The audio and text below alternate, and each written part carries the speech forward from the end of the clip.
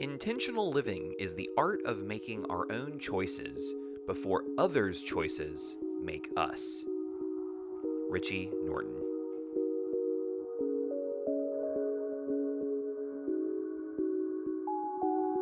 Bending, Not Breaking, Season 6, Episode 2, Rebirth.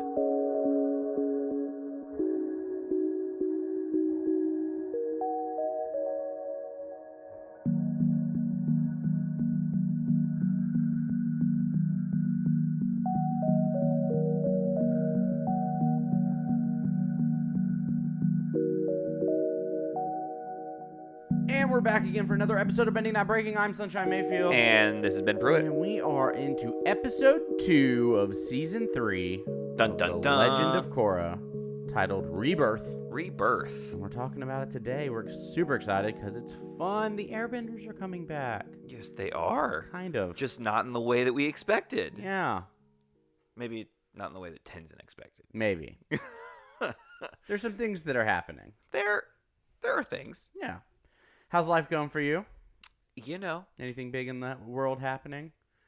Summer vacation? No. No. No. Nothing. Not even kind of? No. Not really. Yeah, all right. Yeah, it's a whole lot of just, Continued to work. yeah, work. Got to get to the upper ring of Bossing Say. We're not at that episode yet. I'm doing my best to get to that upper. I don't even need the upper ring. Let me get to the middle ring. Well, let's make the bottom ring better. Or that. Yeah, we're not there yet. That's Any of those. next episode. Yeah. Quit jumping ahead. Yeah, I'll stop it. Today, we are talking about the lens of intention. Intention. Talk to me about your quote. Not intention, but like intention. Not like tension as in like I have tension. As in I'm like inside of everything's the tight. realm of No, tension. not that. No. Intention as in like a plan. Yeah. A thing of focus. Exactly. Yeah. You nailed it. Yeah. Yeah. Or the other definition that I pulled from this, the healing process of a wound is called the intention. I didn't know that. Yeah. I love that. When I think of intention, I think of begin with the end in mind. What's the end goal? What's the end goal? Yeah. Because that will formulate and inform how we want to proceed to accomplish said thing. Right. Right? It should. Yes, right? Like, it's tough to plan a trip if you don't know where you're going. Right. Right? That doesn't mean that any means necessary to get to that end goal are necessarily the way to go. Also true. Yeah. Yeah, and I think that's exactly right, though. It's like, okay, let's have a goal in mind so that I can live into the things that need to get lived into in order to get there. That doesn't mean, like, now that I've set that goal, I have to achieve it at all costs. It just means that that's going to inform our decisions moving forward. Right. Right? And so I think what happens is this quote at the beginning, like, if we aren't making choices with intention, with focus, with plan, with not reactionary choices, right? We have to plan ahead instead of reacting to what's going on and then like, oh no, there's a fire, and we have to put out fires the whole way. Mm-hmm. If you plan ahead and make intentional choices, you can avoid the fires in the first place, right? So that's kind of what that other thing is make sure you're putting intention into your choices so that when other people come along, their choices don't dictate your life. Mm-hmm. That's kind of what that was my thought process. Nice. What about you? And what's your thought process? That. Cool. Yeah, Good talk. It's so intentions. I mean, hitting on the earlier points for me, it's always right. What are we thinking about? Why are we doing this? What is the why behind our actions? And so if you don't know that, then what are we doing? And sometimes you don't have to be intentional about everything, right? But most times. Yeah, that's Simon Sinek, Start With Why. Is that right? Is that I think his so, book? Yeah. But yeah, if you start with your why and you can answer your why, then following through and achieving those things is a lot easier, right? Well, that's the same with anyone, right? If I'm trying to get a team together for a goal, the why behind that goal and having people bought into it is pretty important for us to be successful in that. Yeah. As opposed to me just being like, you're going to do this. Okay. Yeah, because I said so. Right. That's not a good why. No. That's one of not my a least good favorite why. answers with kids. because I said so. Yeah. I hear you. Let's cultivate that curiosity. Why? It's a great question. Here's why. Yeah. Then there's just not enough time for that sometimes. That's true. But once I've given you the why, Get out of the road. Now, why? Now! I will tell you laughter. Great. Well, we did it. All right, that's the episode. Rebirth is the episode. I forgot. We have to talk about the episode. That's right. We do. The healing process of a wound is something to think about. Yeah, Rebirth. So there's probably some intention behind that name. What's the intention behind the name? They're rebirthing the Air Nation. Seems like they're already birthed. They've been birthed. Some have been birthed. It's this rebuilding. It is a new era. Yeah, for the Air Nation. I think we talked about Rebirth in Avatar season 1 of our podcast with the Western Air Temple, maybe. Mm-hmm. Where all the engineers and the flyers and are around, and they're taking over and rebuilding the air temple, and it's weird and wonky and not what Aang wanted. And I digress. If you want to hear more about Rebirth as a lens, you can go back to that one. That's a rough season to listen to, from an audio quality. We've grown a lot. We've gotten better. We do what we can. It's my turn. Because I'm a responsible human. I love that you're responsible. It's my turn to do the recap. It is your turn. Notice how I never blame you. I don't think I blame you. Take note. Like, I never try to push it off onto you. Like, it's my turn. I just want you to be intentional with your word choices. I am. Because you try to blow this off every single time. I don't know that I do. The most generous assumption I have of you is that you're lazy. That's not true. All right. You got 30 seconds on the clock. On your mark. Get set. Go. Korra and the crew set off to go find more airbenders, and Mako doesn't want to go, but Bolin convinces Mako to go, and he agrees. Zahir helps Ghazan escape. That's scary. Tenzin realizes that recruiting new airbenders may be harder than expected. Korra goes to recruit some, and it's also hard for her. The Red Lotus helps then Ming Hua escape. Team Avatar decides to put 10 seconds on an airbender show. They meet Kai. Kai's being chased by the cops, and then Zuko rides off to stop another prisoner breakout. Ding. Boom. ACAB. Yeah. So. Yeah. Here we go. Lots to talk about in this episode. Where would you want to start first? About intention. Can we talk about the intention behind the prisons? Yes. Right? Yes, we can. Very intentional with the way very intentionally built. Mm-hmm. Yeah. Which one do you want to talk about first? Probably. So there's we have Ghazan escapes. Yep. Seems to be on a wooden ship. Lava bender, right? Yep. And so lava is a version of Earth. Well, that's a version of Earth bending, right? Earth bender and sub bending is lava. Bending, which is strange. You think it might be fire. It's not. It's Earth. Yeah. But it is, I guess, heating up the Earth. Exactly. So they put him on a wooden ship, out in the middle of the ocean. Or like a wooden platform out in the middle of the ocean in a wooden cage. Yep. Very thick. Very thick cage. Wood. Yeah. That it would hurt to get hit by. Yeah. And so he can't bend out of it. Yeah. Very intentional. You know, this actually reminds me of spoiler alert for the Kyoshi novels. This is book 1. But there's a moment where they realize how strong Kyoshi is as a bender when Kyoshi bends Earth through she's out in the middle of the ocean on this ice platform and brings big things of Earth from the ocean floor. Right. And so that's a monumental task that we see how big of a bender, how powerful of a bender she is when she does that, which that put Ghazan in that spot, and he can't do it. So it's just an interesting thing to consider and put in next to each other. And it reminded me of that. Yeah, I wonder how deep the ocean floor is, the difference. And they might have chosen a deeper place for Ghazan just because they know that they can't risk it. Yeah, how do you secure a platform like that out in the middle of the ocean? I don't know if it's secured. It might just be a Floating. boat. You just gotta find it every time they gotta change. I'm sure they're going in a circle that like this is where they live. This is their circle. Maybe. I don't know. But yes, it's very intentional with that. No water for Minghua. As you can tell. Which you would think bloodbending, right? We know that that's a thing. So apparently she can't do that is an assumption that maybe we can make, knowing that they've got guards around, or maybe only. Or they're very intentional around full moons, staying right? dehydrated. Yeah. No water consumption for the week. There's no way that's possible. Well, and that's part of the thing that I'm really confused about is like, how do they make sure that she's hydrated, right? Is it that like they're only giving her such small amounts that so sparingly that that's the only option she has is to drink it, or like I'm really curious about how they. Yeah, that's a new thing. How do you keep her alive? Yeah.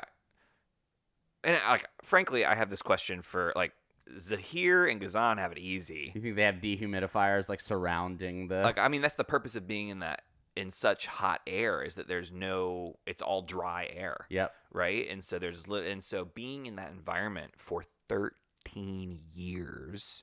On the like not getting water regularly. Assuming and thinking about. I mean, Minghua and Pli have it the worst because Pli is next episode, but like constantly so cold that like that's a form of torture. Like it's pretty bad. So I'm really curious about just the ethics of these prisons and the ethics of how they work and things like that. Mm-hmm. So yeah, that's what I've been thinking about. But you're right. They were very intentional with the building of them. Makes sense. Yeah. People died. I'm only assuming. You get hit with a lava like ninja star. Ghazan hit 2 people in the face. With that, not only getting smacked with the side of a wooden timber cage. Yeah. Well, that guy I think survived. I think the one that took the brunt of that probably survived, but the 2 that got lava smacked, yeah, like that. I don't think that's no, unless Ghazan was skilled enough to be like, I'm gonna, cool off the edge just so it hits you in the face with a flying rock. Even then, it's still pretty intense. Yeah, that's a lot. It's a lot to go off of. Especially the one that went overboard after being hit in the face with a flying lava star. Like. It was, I think they died. Potentially. Ghazan being intentional about that or not being intentional about that? I think he intentionally meant to cause harm. I think he intentionally meant to cause harm. Did he intend to kill them? Maybe. Maybe. Same thing with Minghua. We'll learn later on that that's not really something they have issue with. Yeah, I mean, especially because Minghua, we see her form a scythe with her ice arms. So we know that these are very scary people. Talented benders. Very talented. And Zuko confirms that, right? Is that next episode? I think that's the next episode. Never mind then. Zuko says nothing. It's at the end of this one. Anyway. Yeah. I digress. They're strong. They're very strong. Yeah. Lack of intention may be the way that Tenzin speaks to people about trying to recruit them to firebending. What do you mean? So I think the intent's there. I want them to be firebenders, or not firebenders, airbenders. I was waiting for it. Yeah, that was good. I was going to milk it for a while. Yeah, and Tenzin wants them to be airbenders. And it seems like with each place he goes to, he uses the exact opposite thing you should probably tell someone to recruit them to be there. It's clearly this fashionable woman. You get to wear these robes, or... They're very breathable. They're very breathable. What's the sense this that guy's eating meat? You can't eat. Vegetarian you get to be vegetarian, diet, right? But also, I don't blame the person with a family at all to sit there and be told like you have to leave your family. You have a responsibility to the Air Nation. No, I've got a responsibility to this family. Yeah, and so I think one of them makes a really good point and says, "I didn't ask for this. This is not my responsibility." this is something that I've been given, sure, but like I don't have any responsibility. And that's Ryu, right? As he's Yeah. talking to Korra, Which I thought was like it's a really cool it's conversation. humorous, but it does beg the question: what the sense of duty? I'm the right? Avatar, and I had to save the world. No, you didn't. Yes, I did. No, you didn't. Like you didn't. Like you chose to. Yeah. You didn't have to. And so it is. Where does the sense of duty come from? What does that mean? And I'm sure at the Avatar, when you're getting poured into by the age of 4 or 5, when most people don't know until they're 16, culturally indoctrinated. Yeah, like this is your responsibility. You have to do this. This is the move over and over again for your entire life. Like that's gonna sway your thoughts on duty. It is, and it's also gonna make it so that you're pretty resentful of Ryu when he says things like this, right? It makes it so that, well, I had to do it. I have made this choice, and it gives you this kind of self-righteous anger that puts you in a position to judge people who don't choose to lay down their lives for the quote greater good, right? Right. And I don't blame any of them for saying no. Not at all. They have lives. This right? isn't something they grew up with. This isn't something that it was something that was thrust upon them. And so, yeah, how do you fault someone for saying you got to upend your life and join us? Yeah. I also really want to be careful because it wasn't until this rewatch that I was really thinking about this, but wanting to rebuild the Air Nation as it was seems like the wrong move. Yeah, I get wanting to teach cultural things, save what you had, and make sure that some things live on and preserve some tradition. But at the same time, this is really an opportunity to begin with the end in mind potentially, and say, what do we really want from this? Yeah. Right? And if the answer is to have what used to be, I think there's a missed opportunity of, well, what could we become? What could this be? What is the best possible future for this? And if you're only stuck in this concept of what was, you're missing what could be. And I wish there was a little bit more intentionality around how to go about this, right? Let's be intentional about how we go about this, and let's be intentional about what we want from this, rather than being under the assumption that the way that once was is the best and only option, right? Yeah, I mean, we see people try to be convinced that they have to join, right? That they're going to be there. And it's not until Bolin says, let's show them what it can be. And, and try to play to what they might love about this. Yep. That we see some action happen, that we see it kind of work, and we see people ooh and ah, and it's a really cool moment. And even then, it doesn't really work, to be fair. No, the only reason Kai joins is out of personal necessity, is my assumption, right? I think I'm an airbender. I would love to go now, please. Yeah, right now. That would be awesome. And we see that he didn't really want to go as soon as the police show up. He's like, okay, well, I'm gonna move out in this distraction and take advantage and peace out. So yeah, I think that it's interesting though, because assuming that people are going to want to uproot their lives and leave what they're doing to do something that's not very close to them and they're not super attached to is a a pretty interesting concept, especially when you trade that for something else. So let's say it's not airbending. Let's say it's standing up for civil rights. Let's say it's like, hey, you should do this because the whole world hinges on this, and the future of this population is, reliant on you. And be like, no. Oh, that means I'm gonna have to give up something? That means I'm gonna have to give up something. No. Yeah. So I get it. It sucks, but I get it. And I don't want to equate that because it's not necessarily the same thing, but there are similarities, sure. Right? But yeah, I really struggle there. There's a lot of lack of intention in this, but there are also lots of moments of intention in this episode. Like what? I'm curious about Zahir's choices in the order with which he broke out people. And it might be as simple as this is the closest one to me, Could be. right?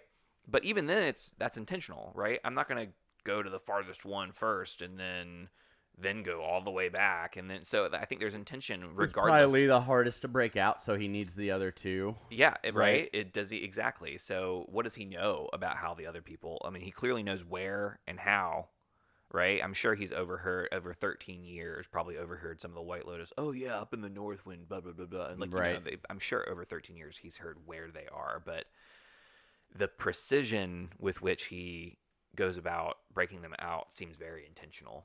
So I'm just curious about that. Yeah, it's interesting you bring up the White Lotus in that because I think they highlight what happens when you lose intention over time. Interesting. Tell me more. Right, so they probably started very intentionally with the way that they navigated this, right? This thing 13 years ago of having these 4 prisoners, separate parts of the world, very intentional prisons.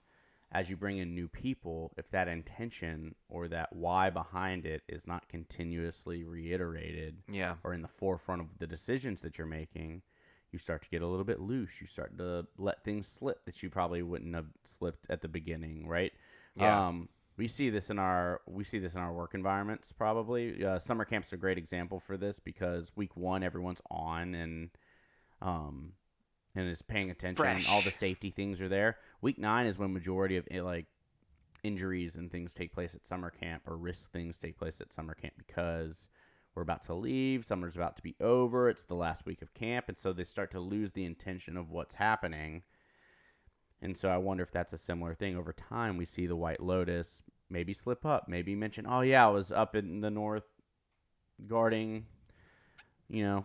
Pai Li a month ago, whatever it might be, right? So, Plea. sorry. That reminded me of Ty Lee, and I was like, That's not the same. Wait a second, I have to think about that.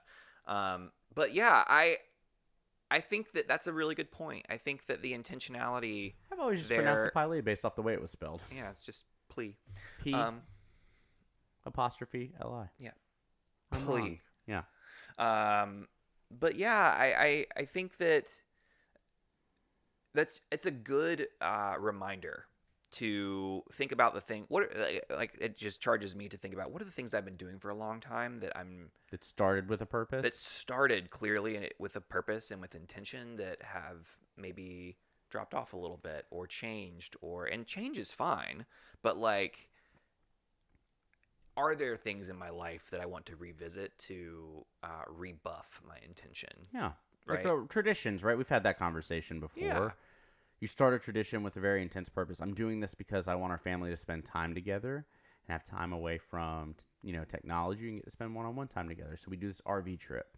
Well, 15 years down the line, does that RV trip serve the same purpose? Yeah. Or is there a better way to obtain that goal and change it up, right? Yeah. So, which goes back to the air nomads.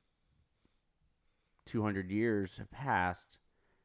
Are there some traditions we keep, or are there some things we change because the goals of 200 years down the line are different than what they were 200 years ago?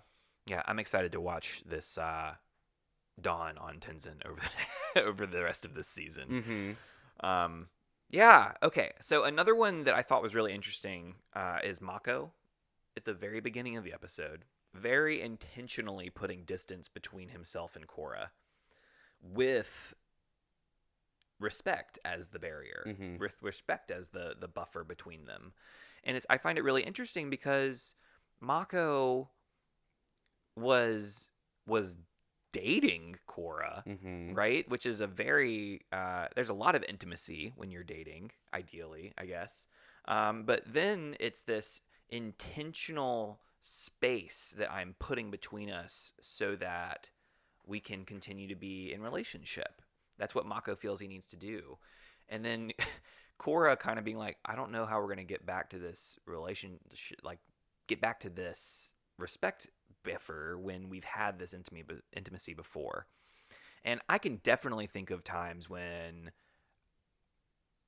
people have been respectful in public or in in front of other people when it's like, you're gonna do this right now. Well, like I thought we were past this. And I like in a way, part of me was like, I get it, Mako. Like that's a healthy way to try and put some distance between you. That seems like it's not disrespectful. It's kind in a way. I think there's a little bit there's more of a chance for clarity probably of saying, hey, I think that I'm going to start doing this intentionally and let you know that so that we can have some distance. But I don't know, for being however old he is, and I don't mind this.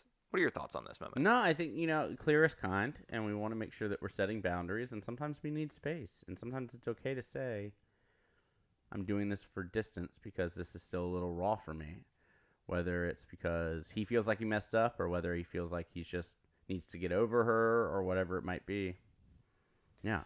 I think if the intention for us is to avoid the awkwardness, then we need to be explicit about why we're doing it. Right. But I think the act of returning to respect as a barrier, as a buffer, is probably, if you're gonna go one way, that's probably the better a good way to go. That's the better way out of the two directions, right? Yeah, assuming that there's only two, right? But yes. Yeah, that was a moment that I thought of. What about you? Is there another moment for you that you want to chit chat about? I have several, but several. Yeah. Let's see.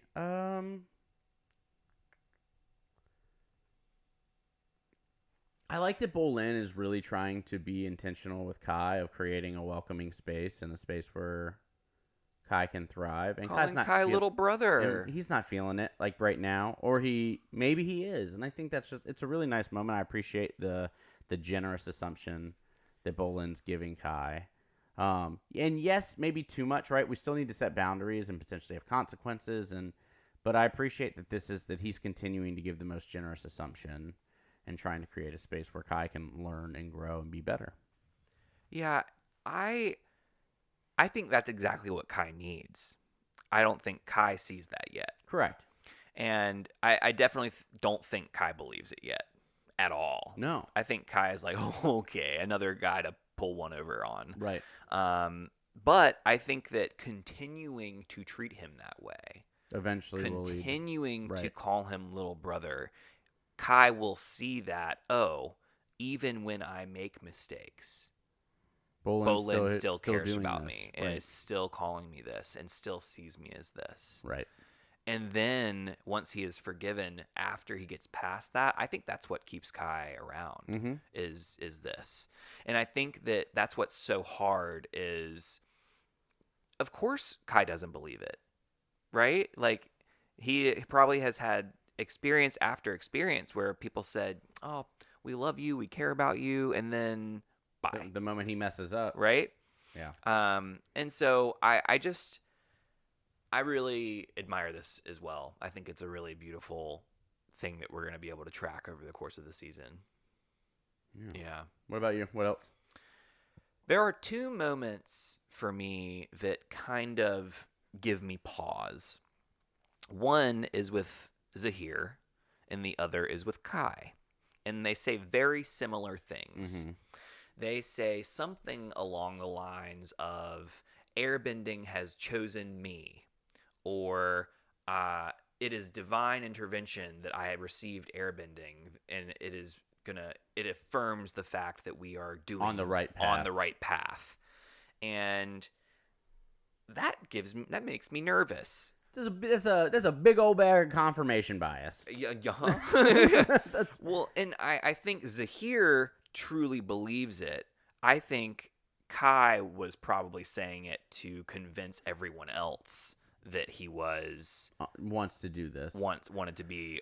I'm changing my life the moment I got airbending. Either use of it is problematic. Right. Yeah. Because it's one of those things that's so interesting to me, and growing up in the South and in church relatively for a long time, very common for people to say, "Oh, this thing proves the existence or my beliefs. This thing happened, and so it proves my beliefs." Yeah. And then the exact opposite thing could happen. This thing proves my beliefs. Yep. And you're like, I'm glad you have beliefs. And yeah, when we start to do those things and say, well, this validates this entirely faith-based thing that I have, so now it is categorically true because this happened. That's a tough place to be and has the potential to cause a lot of harm. Yeah, or we see it often in it's like movie tropes when the quote villain something goes wrong where we just got the technology to blow up the other side.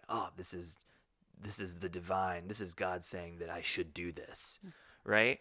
Well, I mean, and like we see really wonderful people doing that too when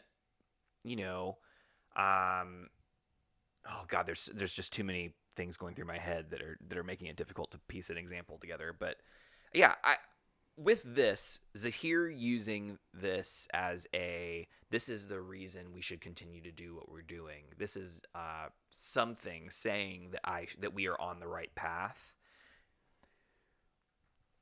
I think that anytime that's something that's going through our brain, we should stop and really think about that. Well, I mean, because if Kai is being honest, which it doesn't feel like he is in this moment, it's the exact opposite. Me getting airbending has told me to turn away from the path I was living and to move forward with a new one. Mm-hmm. And so, I mean, it's how we want to perceive things in those moments are typically going to be based off of what we want to do, and that's how we see it, right? So, and I think that calling it God or the Holy Spirit or whatever that may be for you in your tradition, the universe, right? This is karma. This is whatever it is. Then it is really just dangerous, and I think that it just should give us pause and make us really consider: is this our beliefs that are driving this, and is it still okay that I want this? So what is the intention there, and whose intention is it? Because if you're placing it outside of yourself, you're also removing the accountability and you're removing the responsibility for your own actions, right? And so I just want to be very cautious around language like this because it can lead to pretty traumatic rhetoric. Yeah. A moment for me that just popped back into my head was Kaya's intentionality of making sure that Iki and Milo feel included. Moment. Yeah. Why don't we get to go? Kaya very quickly on her feet. Well, if airbenders show up here, someone's going to need to teach them. And what an incredible way to make someone feel included and a part of what the group is doing by saying, you have to stay here. Because I said so. Which is so much of a better answer than because I said so, right? Right. And so in that moment, I really love that. I love that Kaya's intentional about making sure that they're feeling included in this process, while still setting the boundary of like, you're not going. Yeah. But we need you here. We need you to help out here. Those maggots will bow before me. Yeah. I love it. I love that moment. Yeah. Yeah. I agree. I love it. And, right after that, this is where Bolin kind of guilt trips Mako. And this was a pretty intentional move on Bolin's part, too. And I'm not sure if it's something that I affirm or not, but this long story where he just like goes on and on about grandma and then she dies. And Mako's like, okay, I guess I have to come now because if that were to happen, it would be the worst thing ever. Right. Yeah, I don't know, but I mean that was an intentional move. Guilt tripping people is a move one can make. It is, and I think guilt is different than shame. Maybe. Yeah. Right. Definitely. It's hey, this is something that could happen. I'm not saying you're a bad person because of it, but think about this. Fine. Versus like if you don't do this, you're bad. Yeah. Those are different things. And so sometimes guilt can be a positive tool of learning and decision making, but it's how it's presented, and I don't know if it's presented well in this moment. Right? Agreed. Feeling bad when you do something bad, or when you do make a poor decision, and feeling bad about that, like I said that thing. I don't like that I said it. It hurt that person. I don't want to do it again. That's learning from guilt. Yeah, Like, well, so I also want to be. You're opening a door into guilt being a construction that is made through how we learn and what we learn over the course of our lives. And it just reminds me of things like when we call something a guilty pleasure, for instance, right? It's according who says it's why should you feel guilty around that? for That's it's typically really a shame. exactly. Pleasure. Yeah. And so it's one of those things where we have to be careful about guilt because guilt is socially constructed and just as shame is, right? And some things are helpful and some things are not. And sometimes when somebody says, "Hey, I have a guilty pleasure for reading romance novels on the beach," I'm like, or you could just feel a lot of pleasure. Yeah, you enjoy when you that read, thing. right? Instead of beating yourself up when you enjoy something that you like. And so, anyway, I digress, but yeah, it just reminds me of that. What other moments, as we continue talking about this episode, we've covered a lot of it. We have. Is there anything else we want to touch on? We and have. then again, what's the takeaway we're leaving this with? Well, think on that while I present my last one, which is Korra during this airbending show. Yeah. Tosses Mako up in the air and gives this what we rehearsed. And gives this little chuckle and a little side eye, look away to Asami. With Asami. And I just like people who don't see the Korra-Asami. I'm sitting here going like, this is what this looks like. Yeah, this flirting. This is flirting, and this is what this looks like at Mako's expense, which I don't love. I don't love that either. But I also am like, I love you too. Yeah. So yeah, this isn't quite common enemy intimacy. This isn't quite that, but it kind of is, right? It's not bonding over hate, but it is bonding over like mutual enjoyment of like somewhat tormenting. So a little bit of Schadenfreude. Right. Right. Yeah. I think that this is an intentional move, and I think she's doing it intentionally because Asami's right behind her, and she gets to show off a little bit. Good or bad. Yeah. I think that's why we see it. She's intentional about doing it. Yeah. And she may not have intended to do it going in, but once Asami was standing there, maybe that intention shifted a little bit. Mm-hmm. Yeah. But yeah, I think that's my last like little big moment. But in terms of what we're walking away with, yeah, I think there's a few things that we can walk away with. One is when we are placing the burden of intention on something else, i.e. when Zahir says this is divine intervention, right? Or when Kai says airbending chose me, mm-hmm. That's going to give me pause to be curious and really sit with that before I move forward, whether it's me saying it or whether I hear someone else saying it, because in both instances, we know that Zahir has a lot of things that we're like, I kind of like, Zahir's kind of right sometimes, but then we also know that he's kind of wrong a lot. Yeah. And then we know that Kai's lying through his teeth. And we don't know that he's lying through his teeth about that statement, but we see him pretty continuously lie until he gets broken out by that Team Avatar from airbending jail in the Earth Queen's kingdom. We're not there yet. But, spoiler alert. We're not there yet. But anyway, it gives me pause. That's one of my takeaways. What is there a takeaway that you're walking away with, something you're taking with you? I really think, as we've talked about, I continue to think about the White Lotus, and when we start with intention and what happens when we lose that over time because of complacency or because it's not revisited, when we think about why we're doing what we're doing and the harm that can potentially cause. And but ultimately, yeah, starting with the end in mind, a little destination postcard, right? Like, know where you're going so that you know how to get there. And that's, I think, an important part of this, right? A little bit more planning. I think there might have been a lot of excitement. Oh, there's new airbenders everywhere. We got to go.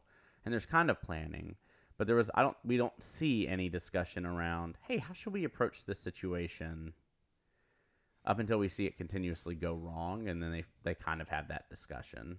Yeah. And so that's what I would have liked. Was more on the front end of how should we approach this?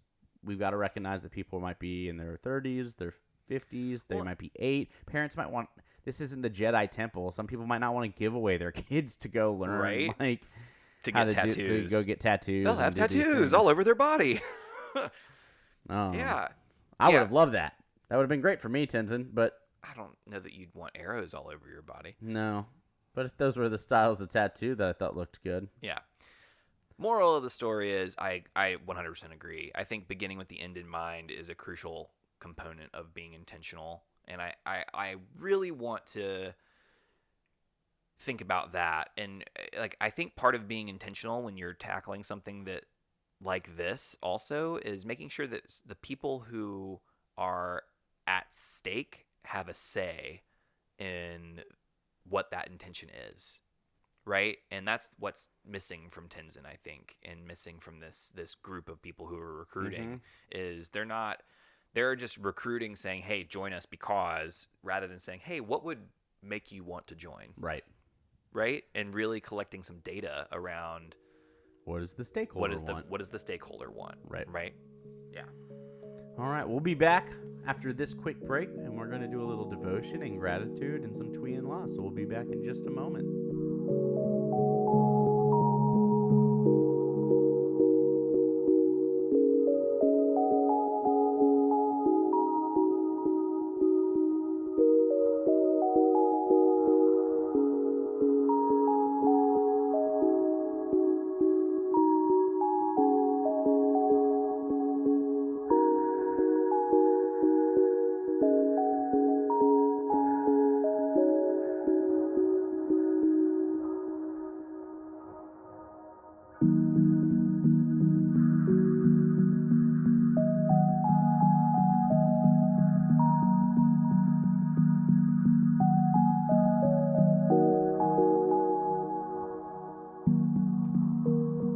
And we are back from our break. We're going to jump into Twee and La. Such a good break. I loved it. A little good break. Yeah. A little time for us to drink some water. Stay hydrated. Love water. All right. Pushes and pulls. What from this episode pushes you away and pulls you in? Yeah. First things first, I felt pushed away by the whole interaction with these coppers. That's what I was going to say. Specifically, the fact that Kai has been an orphan his entire life, ran away from a family, and now they're going to throw him in jail, and he's, 11, 12? Right. And I have problems. This is not okay. Yeah. And I think that,